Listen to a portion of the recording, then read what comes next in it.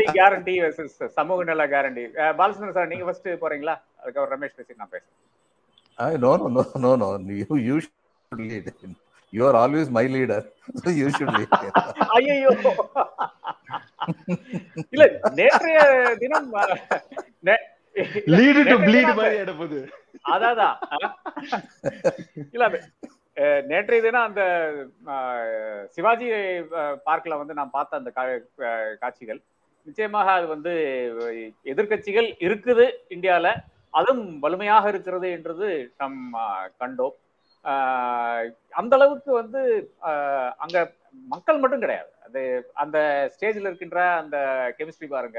இது வந்து நம்ம 2019 பார்க்காத ஒரு விஷயமா இருந்தது. மக்கள் வந்து விரும்பினாலும், மக்கள் வந்து மாற்றம் வேண்டும் என்று நினைத்தால் கூட, குறிப்பாக தமிழகத்தில் இருக்கிற மக்கள், கேரளாவில் இருக்கிற மக்கள்லாம் வச்சுக்கலாமே, அப்படி இருந்தால் கூட வட இந்தியாவில் இருக்கிற மக்கள், ஈவன் மகாராஷ்டிரா இருக்கிற மக்கள், மகாராஷ்டிரா கூட ஓவர்வெல்மிங்கா பிஜேபிக்கு தான் ஓட் பண்ணுச்சு போன 2019. அதுல இருந்து ஒரு வித்தியாசம் நமக்கு தெரிகிறது. அந்த சமயத்தில் இருந்த தலைவர்கள் எல்லாம் வந்து எனக்கு பிரதமராக முடியும், எனக்கு பிரதமராக முடியும் என்றெல்லாம் நினைத்துக் கொண்டிருந்தார்கள். அது சற்றே மாறி இன்னைக்கு வந்து they have come to ground. இந்த ரியாலிட்டி வந்து ஹிட் ஆகிறது. நம்ம ஒன்னா இருந்தா தான் அரசியலே செய்ய முடியும் என்ற அளவுக்கு வந்து இன்னைக்கு நமக்கு தெரிந்து விட்டது. இந்த மொமெண்டம் வந்து 80 நாள் சஸ்டெயின் பண்ண முடியுமா? அதான் முன்னாடி இருக்கிற கேள்வியா இருக்கிறது. ஏனென்றால் தேர்தல் என்பது 73 நாள் வந்து தேர்தல் வச்சிருக்காங்க. அது பல இடங்கள்ல, மகாராஷ்டிராவை பொறுத்தவரை 5 கட்ட தேர்தல் வந்து நடத்த போறாங்க. இதெல்லாம் வந்து வாழ்க்கையில நான் பார்க்காத விஷயம். சிங்கிள் ஃபேஸ்ல வந்து அசம்பிளி தேர்தல் நடக்கின்ற இடம், பூனே சட்டமன்றத்துக்கு இன்னும் தேர்தல், சட்டமன்றம் நாடாளுமன்ற தேர்தல் வந்து மார்ச் 2023 இருந்து வேகண்டா வைத்துக்கொண்டு என்றால் வேறொன்னும் கிடையாது. இது மகாராஷ்டிராவை பொறுத்தவரை மகாராஷ்டிரா ஒரு பேட்டில் கிரவுண்ட் ஸ்டேட். எப்படி மகாராஷ்டிரா, என்னை பொறுத்தவரை மகாராஷ்டிரா ஒடிஷா தானுங்க. This will throw up the biggest surprises என்று நான் கருதுகிறேன்.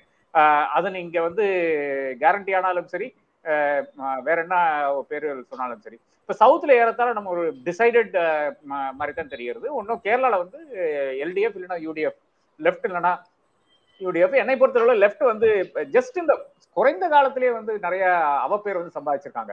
அதனால அதனுடைய விளைவாக என்ன பாத்தீங்கன்னா, அந்த சிபிஎம்முக்கு உள்ளாக இருக்கின்ற அந்த கோஷ்டி பூசலை எல்லாம் மீறி கொண்டு அவர்கள் வந்து சைலஜா டீச்சரை வந்து வடகரால் நிறுத்த வைக்கிறாங்க. அதே மாதிரி தான் தாமஸ் ஐசக் வந்து அவரை கொண்டு வர்றாங்க. அதாவது பிக் கன்ஸ் எப்போ கொண்டு வருவாங்கன்னு பாத்தீங்கன்னா, அதாவது இந்த பொலிட்டிக்கல் கால்குலேஷன், அதாவது சிபிஎம்னுடைய ஸ்டேட் கால்குலேஷனை வந்து அதற்கு மேலான விஷயங்கள் நடந்தா மட்டும்தான் அதை கொண்டு வருவாங்க. நான் பல முறை இருந்து பார்த்துருக்கேன், நான் அங்க படிச்சேன், அதனால எனக்கு கொஞ்சம் அங்க அரசியல் தெரியும். அதே மாதிரி திருவேண்டத்துல பாத்தீங்கன்னா ஏதோ பெரிய ஃபைட் வந்து ராஜீவ் சந்திரசேகரும் சசி தரூரும் என்ற அந்த அளவில் வந்து பேசிக்கொண்டிருக்காரு. குறிப்பா டெல்லி மீடியா இதை பத்தி நான் ஃப்ரண்ட் லைன்ல கூட எழுதியிருக்கிறேன், come out in couple of days. ஆனா அப்படி கிடையாது. அங்க இருக்கிற ஃபைட் என்று பாத்தீங்கன்னா, சிபிஐனுடைய முன்னாள் ஜெனரல் செக்ரட்டரி, ஸ்டேட் செக்ரட்டரியான பன்னியன் ரவீந்திரனும் சசி தரூரும் இருக்கின்ற ஃபைட் தான். ஏன்னா சசி தரூரை பொறுத்தவரை, சசி தரூருக்கு வந்து அரசியல் தெரியாவிட்டால் கூட, அதாவது யூஎன்ல எல்லாம் இருந்தாருங்க, அவருக்கு அண்டர் செக்ரட்டரியா இருந்தாரு, அது மாதிரி பிறகு இங்கே வந்துடுறாரு. அந்த மாதிரி பியூட்டிஃபுல்லாக ஒரு டிரான்சிஷன் பண்ற இன்னொரு நபரை நான் பார்க்கல. அதாவது 2009 உங்களுக்கு எல்லாரும் ஞாபகம் இருக்கும், இவர் என்ன பண்ணாரு, அசோகா ஆட்ல போயிட்டு பெரிய சூட் ரூமை புக் பண்ணிட்டு அதன் பிறகு வந்து மினிஸ்டர் ஆஃப் ஸ்டேட்டா வந்து பதவியேற்றிருக்கிறாரு. ஆனால் மாச கணக்குல வந்து அங்கேயே இருக்கிறாரு. 1 கோடியோ 1.5 கோடியோ வந்து பில் வருது. அப்ப அந்த ஒரு இடத்துல இருந்து அந்த மனிதர் வந்து மாறி இப்போ வந்து மக்களோட மக்களாக, மக்கள் பிரச்சனைக்கு முன்னாடி நின்று போராடக்கூடிய ஒரு நபராக கேரளாவில் இன்னைக்கு வந்து தென்படுறாரு. அதுவும் குறிப்பா என்ன பண்றாருன்னு பாத்தீங்கன்னா, ஒரு சாஃப்ட் ஹிந்துத்துவ வருஷன் எடுத்துன்னு போறாரு. இது கேரளத்துல வந்து ஈடுபடுது. கேரள மக்கள் ரொம்ப தெளிவா இருக்கிறாங்க. கம்யூனல் இஷ்யூஸ்ல வந்து நாங்க வந்து என்ன ஸ்டாண்ட் எடுக்கிறோம் என்பதும், அதே நேரத்துல வந்து கோவில் சார்ந்த இஷ்யூஸ்ல என்ன ஸ்டாண்ட் எடுக்கிறோம் மிக தெளிவா இருக்கிறார். அதுதான் பத்தனந்திட்டானுடைய எலெக்ஷன் காமிக்கிறது. பத்தனந்திட்டா என்ற இடத்துல தான் சபரிமலை இருக்கிறது. சபரிமலை எலெக்ஷனுக்கு முன்னால, அதாவது அங்க ஒரு பை எலெக்ஷன் வருகிறது, அந்த எலெக்ஷனுக்கு முன்னால பெரிய அளவில் வந்து பாஜக வந்து இந்த ஹிந்துத்துவ அஜெண்டா வந்து எடுத்துட்டு போச்சு. சபரிமலை குறிப்பாக இங்க பழனி பண்ண மாதிரி அங்க பண்ணாங்க. ஆனால் அதுலயும் ஒன்றும் பாசிட்டிவா ஒன்றும் வரவில்லை. அங்க ஜெயிக்கிறது சிபிஎம் காரன் ஜெயிச்சு போறான். அப்போ அந்த அளவுக்கு வந்து கேரளாவை பொறுத்தவரை, அப்ப சவுத் நீங்க எடுத்துட்டீங்கன்னா எல்லா இடத்திலையும் நமக்கு ஏறத்தாழ தெளிவான விஷயங்களா இருக்கிறது. குறிப்பாக தெலுங்கானாலையும் கர்நாடகாலையும் காங்கிரஸ் அரசுகள் இருக்கிறது பெரிய இக்கட்டான சூழ்நிலை வந்து பாஜகவுக்கு தருகிறது. இனி நார்த் எடுத்துட்டீங்கன்னா, அந்த ஹிந்தி ஹார்ட்லேண்ட்ல பாஜகவினுடைய வலுவான அந்த கூட்டணிகள் இருக்கிறது, இல்லை என்றால் வலுவாக கட்சியா இருக்கிறது என்று நான் பார்த்து கொண்டுதான் இருக்கிறோம். அப்போ நிச்சயமாக பாஜகவுக்கு அதுல ஒரு பாசிட்டிவா இருக்கிறது. அப்ப அங்க ஒரு 200 சீட்ல வந்து வருகின்ற அந்த ஒரு செட்பேக், அதாவது இந்தியா கூட்டணிக்கு வருகின்ற ஒரு செட்பேக் வந்து இந்த 200 சீட் வந்து கொண்டு வரும் என்றுதான் நான் கருதுகிறேன். அப்போ பிஜேபி ஸ்டார்ட் வித், அதாவது Maharashtra, Odisha battle ground states, south completely with இது இந்தியா கூட்டணி, ஹிந்தி ஹார்ட்லேண்ட் ஒரு அட்லீஸ்ட் 70-30 என்ற அளவில் வந்து பாஜகவோட இருக்கிறது. அப்ப 200 வந்து கேன்சல் ஆயிருது. அதை தாண்டி பாத்தீங்கன்னா குஜராத் என்பது பெரிய அளவில் வந்து பாஜகவுக்கு கை கொடுக்கும் என்று நான் கருதுகிறேன்.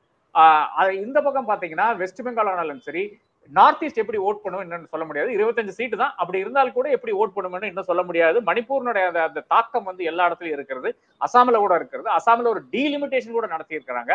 பாஜகவுக்கு சாதகமான டீலிமிட்டேஷன் தான். அது எப்படி நடத்த முடியும் என்று பாலச்சந்திரன் சார் நீங்க தான் விளக்க வேணும். எப்படி ஒரு ஸ்டேட்டுக்கு மட்டும் தனியா டீலிமிட்டேஷன் பண்ணிட்டு அதுல வந்து தேர்தல் நடத்துறது என்று சொல்ல வேண்டும். காஷ்மீர் 4 சீட் இருக்கிறது, 3 சீட் வந்து எகெயின்ஸ்டா தான் ஓட்டு போடுவாங்க. ஜம்முல மட்டும்தான் பிஜேபி ஜெயிக்க போறது. ஹரியானா ஒரு பேட்டில் கிரவுண்ட் ஸ்டேட்டாக பார்க்க வேண்டியதா இருக்கு. ஹரியானா, பஞ்சாப், ஹிமாச்சல் பிரதேஷ், இது 3 இடத்துலயும் வந்து பிரச்சனைகள் பாஜக பெரும் பிரச்சனைகள் இருக்கிறதாக நான் காண்கிறேன். அப்ப எடுத்து பாத்தீங்கன்னா நியர்லி 200 என்ற அந்த இடத்துலதான் இருந்து அந்த போட்டிகள் ஆரம்பமாகிறது. அதுல என்னை பொறுத்தவரை வந்து ஒரு கூட்டணியில் வந்து 10 தலைவர்கள் இருக்கிறார்கள். இன்னொரு கூட்டணியில் வந்து மோடிக்கு கேரண்டி என்ற ஒரே ஒரு கேரண்டி மட்டும் இருக்கும்போது நிச்சயமாக என்னை பொறுத்தவரை வந்து அது ஒரு அட்வான்டேஜ் இந்தியா என்றுதான் நான் பார்க்கிறேன் இப்போதைக்கு. இப்போ நம்ம ஒரு பக்கம் இவங்க ஒரு நிமிஷம் ரமேஷ், வித் யுவர் பெர்மிஷன் நான் ஆரம்பிக்கிறேன். ப்ளீஸ் போங்க, பண்ணுங்க. அதாவது நம்ம மூணு பேரும் பற்றி மாதிரியே திங்கிங் ப்ராசஸ் உள்ளவங்களும் மட்டும் இந்திய வாக்காளர்கள் இருந்தால் பிஜேபிக்கு சிரமமா இருக்கும். ஆனா நான் எதை பார்க்குறேன்னா, பிஜேபி அஜெண்டா செட் பண்றாங்க. தேர் வெரி குட், வெரி கிளவர். ஒரு திடீர்னு ஒரு செங்கோல்னு ஒன்று, ஒரு செட்டியார் கடையில் வாங்கின ஒன்று கொண்டு வந்து செங்கோல்னு கொண்டு வந்து நிப்பாட்டுவாங்க. அதை பற்றி ஒரு 15 நாள் விவாதம் நடக்கும். இங்கே வந்து பிரைம் மினிஸ்டர் வந்து இவங்க வந்து பப்ளிக் பணத்தை லூட் பண்ணுறாங்க திமுக பற்றி சொல்லிட்டு போயிடுவாரு. அதை பற்றி 15 நாள் வந்து திமுக விவரங்கள்லாம் சொல்லும், எங்கள் ஆதாரம் கொடுங்க அப்படின்னு கேட்பாங்க. ஆனால் அவர் முதல்ல சொன்னதை வச்சு தான் பேசிக்கிட்டே இருப்பாங்க. இப்போது இவங்க வந்து அஜெண்டா செட் பண்ண மாட்டேங்கிறாங்க. இந்தியா கூட்டணி வந்து இன்னைக்கு வரைக்கும் அஜெண்டா செட் பண்ணல. இப்போ இவங்க என்ன அஜெண்டா செட் பண்ணிக்கணும்? நீங்கள் சொன்னீங்களே, இதுதான் சரியான அஜெண்டா. மோடி கேரண்டின்னு தான் இந்தியா பூரா பிரச்சாரம் பண்ணுறாரு. இன்னைக்கு இந்த தேர்தலில் தான் மோடியை முன்னிறுத்தி பிரச்சாரம் செய்யப்படுது. இதுக்கு முன்னாடி மோடி இவ்வளவு இந்த அளவுக்கு முன்னிறுத்தினது இல்லை அவங்க. அப்போ இந்த மோடி கேரண்டியை பற்றி கேள்வி திரும்ப திரும்ப கேட்கணும். வருஷத்துக்கு 2 கோடி வேலை என்னாச்சு? 15 லட்சம் ரூபா ஒவ்வொருத்தர் அக்கௌண்ட்லேயும் என்னாச்சு? விவசாயிகள் வருமானம் இரட்டிப்பு என்னாச்சு? அப்படின்னு சொல்லி திரும்ப திரும்ப கேட்டு அவரை பதில் சொல்ல வைக்கணும். இவங்க அதை செய்ய மாட்டேங்கிறாங்க. இவங்க அவரை பதில் சொல்ல வைக்காத நிலைமை வரைக்கும் மோடி வந்து he has been a very shrewd politician. அவர் கம்ப்ளீட்டா கிராமத்து வரைக்கும் அவருடைய படம் மட்டும்தான் எல்லா இடத்துலயும் நிக்குது. அந்த சூழ்நிலையில எவ்ரி சேலஞ்ச் இஸ் an opportunityன்னு இந்த படத்தில் உள்ளவர் கொடுத்த கேரண்டி என்னன்னே கேட்கலாம். ஆனா அப்படி இவங்க யாரும் கேட்க மாட்டேங்க. 7 லட்சம் கோடி முறைகேடு நடந்திருக்குன்னு சொன்னதை பத்தி ஏன் அதிகமா பேசல? தமிழ்நாட்டு முதல்வர் மட்டும்தான் பேசுறாரு, மற்றவங்க ஏன் பேச மாட்டேங்கிறாங்க? இது மாதிரிப்பட்ட இது இருக்கு. அதனால வந்து அர்பன் ஏரியால விழிப்புணர்வு உள்ள மாநிலங்கள்ல எல்லாம் வந்து திரு ராதாகிருஷ்ணன் அவர்கள் சொல்றது முற்ற முழுக்க நடக்கும். இதுல வந்து வட மாநிலங்கள்ல இவங்க சொல்ற அளவுக்கு அவங்களுக்கு வந்து 90% சீட் கிடைக்காது. ஆனா குறிப்பிடத்தக்க அளவு இன்னும் பிஜேபி அங்க வெற்றி பெறுவதற்கான வாய்ப்புகள் தான் ஆஸ் ஆன் டேட். அதான் எலெக்ஷன் எப்படி இருக்குங்கிறது எலெக்ஷனுக்கு 7 நாளைக்கு முன்னாடி தான் சொல்ல முடியும்.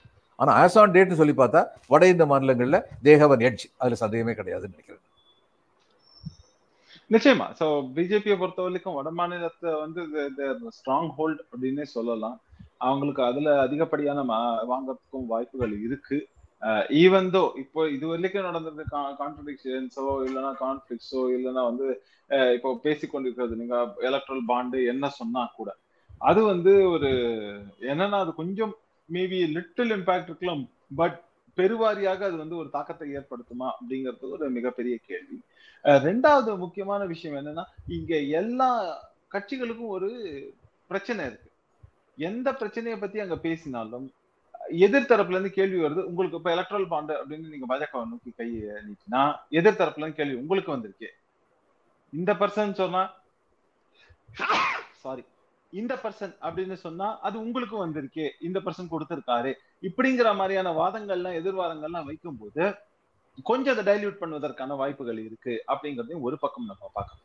இன்னொரு முக்கியமான ஃபேக்டர் என்னன்னாக்க, நீங்க நார்த்ல இப்ப நீங்க சொன்னீங்க மோடிக்கு கேரண்டி அப்படின்னு. ஆக்சுவலி வந்து ஓட்டர்ஸ்க்கு வந்து நீங்க இதெல்லாம் ஒரு பக்கம் சொல்றீங்க, நீங்க இந்துத்துவான்னு எடுத்தா கூட நீங்க வந்து இந்த கவு மீட் எக்ஸ்போர்ட்ல இருந்து இந்த பீஃப் எக்ஸ்போர்ட்ல இருந்து ஆரம்பிச்சு பல விஷயங்கள் அவர் 2013 முன்னாடி பேசினதெல்லாம் கூட வச்சு கூட ஒரு சிலர் கேட்பதற்கான வாய்ப்புகள்லாம் இருக்கு அப்படின்னு நான் பாக்குறேன். அது வரைக்கும் என்ன ஆச்சு, ஃபர்தரா என்ன பண்ணீங்க, கவு பில் கவு ப்ரொடெக்ஷன் பில்ல வந்து பாராளுமன்றத்துல பண்ணதை நாங்க பண்றோம் அப்படின்னு ரிவர்ஸ் பண்ணி சுப்பிரமணிய சுவாமி அவர்கள் தாக்கல் செஞ்ச பிரைவேட் மெம்பர் பில்லையே வந்து நீங்க எடுத்துக்கங்க, கவர்மெண்ட் தரப்புல இருந்து கொண்டு வரோம்னு அதுக்கப்புறம் பல வருடங்கள் ஆகியும் 6-7 வருடங்கள் ஆகியும் அதை செய்யாமல் இருக்காங்க அப்படிங்கறதெல்லாமும் கூட இருக்கு. அதே மாதிரி கோவில் எடுத்துக்க கோவிலை ஃப்ரீ பண்ணுவோம்னு சொல்லிட்டு இப்போ சார்தாம் போன்ற கோவில்களை எடுத்துக்க முயற்சி பண்ணாங்க. அதனாலே ஒரு தேர்தல்ல வந்து உத்தராகண்ட்ல பெரிய பின்னடைவை சந்திச்சாங்க அப்படிங்கறதெல்லாமும் நம்ம பாக்குறோம். இந்த மாதிரியாக இவங்களுடைய விஷயங்களை ஒரு சில விஷயங்கள்ல வந்து எதிர்த்து பேச வேண்டிய கரெக்டான ஒரு ஸ்ட்ராட்டஜிங்கிறது வந்து நிச்சயமா இந்திய கூட்டணிக்கு கிடையவே கிடையாது.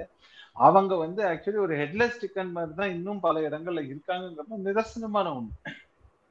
ஏன்னா இப்போ ஒரு நீங்க சொல்றீங்க எங்க போனாலும் ராகுல் காந்திக்கு வந்து ஒரு பெரிய வரவேற்பு இருக்கு அப்படின்னு தான் ரோட் ஷோ. பாம்பேல போனப்போ ஆக்சுவலி பெருசா இல்ல. ஆக்சுவலி நேற்று ஐ திங்க் அப்படி போனப்போ வந்து அந்த இதுல வந்து இந்த வாரத்துல போனப்போ அதுக்கான ஒரு பெரிய ஒரு இம்பாக்ட் வந்து இல்ல, எக்ஸப்ட் ஃபார் ஒரு ஸ்மாலர் ஸ்ட்ரெச் அந்த மாதிரி தான் நீங்க பார்க்கணும். ஸோ இது எல்லாமும் ரொம்ப ரொம்ப இம்பார்ட்டன்ட்ங்கிறதையும் நம்ம பார்க்கணும். அதாவது நீங்க சொன்ன மாதிரி குஜராத் ரொம்ப ரொம்ப இம்பார்ட்டன்ட். ஏன்னா குஜராத் போச்சுன்னா அது வந்து மொத்தமே கொலாப்ஸ்ங்கிற மாதிரி என்ன குஜராத் மாடல். அதை ஒட்டி இருக்கக்கூடிய இதுல வந்து மகாராஷ்டிரால வந்து நம்ம எப்படியெல்லாம் வந்து இந்த ரோலர் கோஸ்டரை பார்த்துக்கோம், பொலிட்டிக்கல் ரோலர் கோஸ்டர் என்ன மாதிரி எல்லாம் இருக்கு, எப்படி எல்லாம் இருக்கு, இந்த ட்விஸ்ட் அண்ட் டர்ன்ஸ் எல்லாத்தையும் ஒரு பக்கம் பார்த்துக்கோம். மூணாவது முக்கியமான விஷயம் வந்து அது அந்த மாதிரி ஒரு ஸ்ட்ரெச் நீங்க ஃபுல்லா கொண்டு போனீங்கன்னா யூபி சொல்லவே வேண்டாம். It's a very major tough. அந்த ஆஸ்பெக்ட்ல வந்து அவங்க செய்தாக வேண்டும். அது வந்து அந்த நிறைய நல்ல திட்டங்கள் எல்லாமும் சரி, அது மட்டும் இல்லாமல் வளர்ச்சி திட்டங்களும் நிறைய வந்து யூபிக்கு செய்யப்பட்டிருக்கு. அதனால வந்து அது ஒரு மிகப்பெரிய தாக்கத்தை நிச்சயமா அங்க ஏற்படுத்தும் அப்படிங்கிறது இருக்கு. ஈவன் தோ 2 டம் யோகியோடது அப்படின்னு சொன்னாலும் சரி, 2 டம் சென்ட்ரல்னு சொன்னா கூட சரி, அதையும் மீறி இது ஒரு தாக்கத்தை ஏற்படுத்தும், பாசிட்டிவா இருக்கும் ஓரளவுக்கு அப்படிங்கிறது தான் பாயிண்ட். ஈவன் அகிலேஷ் யாதவ் சரி, ஈவன் மற்ற இவங்களோட சப்போர்ட், ஈவன் மாயாவதி வந்து சேர்ந்தாலும் சரி, எப்படி இருந்தால் கூட மாயாவதி சேர மாட்டாங்க பாசிபிலிட்டிங்கிறது கிடையாது. அப்படியெல்லாம் இருந்தால் கூட அது ஒரு வேற மாதிரியான ஒரு தாக்கத்தை தான் ஏற்படுத்தும். இப்ப காங்கிரஸ் அவங்களுக்கான ஹோல்ட் எல்லாம் இப்போ வந்து சுருங்கி போச்சுங்கிறது தான் நிதர்சனமான ஒண்ணு. இதையெல்லாம் பண்ணி எப்படி ஒரு டஃப் ஃபைட் வேணா இருக்கலாமே ஒழிய பல இடங்கள்ல அன்பார்ச்சுனேட்லி அது வந்து ஒரு எண்டு இதுல வந்து அவங்க விக்டரியை நோக்கி கொண்டு போகுமான சான்சஸ் கம்மி தான், அப்படிதான் சொல்லணும். சவுத்தை பொறுத்த வரைக்கும் இது எக்ஸாக்ட்லி ரிவர்ஸ் அப்படின்னு வேணா ஓரளவுக்கு எடுத்துக்கலாம். இதுல வந்து எப்பவுமே ஒரு பல இடங்கள்ல வந்து ஒரு தேர்ட் ஃபோர்ஸ் அப்படிங்கிற ஆஸ்பெக்ட்ல தான் பிஜேபி இருக்கு, எக்ஸப்ட் ஃபார் கர்நாடகா. ஸோ கர்நாடகாவை விட்டு மற்ற இடங்கள்ல எல்லாம் நீங்க பாத்தீங்கன்னாக்க அதை எப்படி அவங்க வந்து பண்ண போறாங்க அப்படிங்கிறத பொறுத்து இருந்தா பார்க்கணும். Probably the first priority is to gain the odds. இனிஷியலா வந்து 2014 எனக்கு தெரிஞ்ச ஸ்ட்ராட்டஜி அவங்க வந்து சொன்னது வந்து முதல்ல வந்து நமக்கு சக்சஸ்ஃபுல்லான ஸ்டேட்ஸ் எல்லாத்தையும் பண்ணிட்டு அப்புறம் அடுத்தடுத்து வளர்ச்சி பண்ணுவோம். ஸோ தட் ஒரு ஸ்லைட் இருந்தா கூட இன்னொரு பக்கம் யூ காம்பன்சேட் பிளஸ் ஒரு ரொட்டேஷன்ல இருக்கும்போது you always end up coming to power someway or that you retain. ஆனா அதுல வந்து சவுத்துல பல விஷயங்கள்ல இது அவங்க போட்ட விட்டாங்கிறது தான் நிதர்சனமான ஒண்ணு. அதை முறையா செய்யல. அது மேபி தே காட் ரொம்ப ஓகே நம்ம என்ன வேணா பண்ணிடலாம் அப்படிங்கிற ஒரு நோக்கில இருந்ததுனால இந்த விஷயங்கள் எல்லாம் கொஞ்சம் கோட்டை விட்டுட்டாங்க அப்படிங்கிறது தான் பாயிண்ட். ஓகே, நன்றி. நன்றி. வணக்கம்.